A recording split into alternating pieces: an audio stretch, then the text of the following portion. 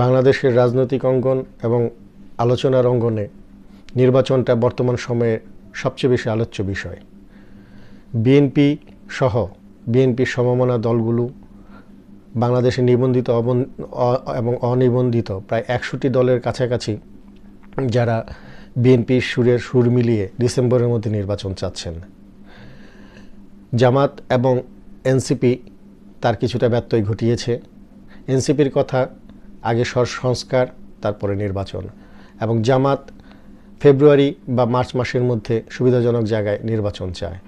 এত নির্বাচন নিয়ে আলোচনার পরেও সরকারের কি আসলেই নির্বাচন দেওয়ার কোনো ইচ্ছা আছে? সরকারের যদি দ্রুততম সময়ের মধ্যে নির্বাচন দেওয়ার ইচ্ছা থাকতো তাহলে হয়তোবা তার কর্মকাণ্ডের মধ্যে সেগুলো প্রতীয়মান হতো।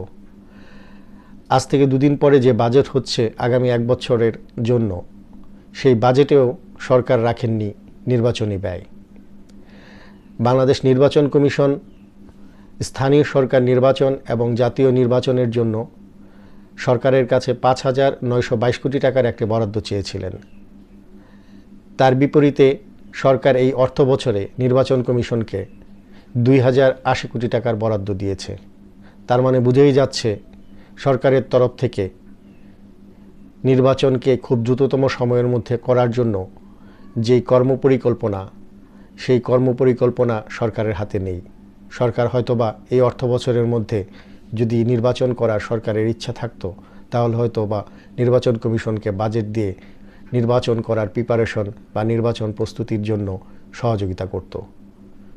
সরকারের এই বাজেট থেকেই প্রতীয়মান হয় নির্বাচন কি সহসা হচ্ছে না হচ্ছে না। সরকারের বাজেট তো বলে হচ্ছে না খুব তাড়াতাড়ি নির্বাচন।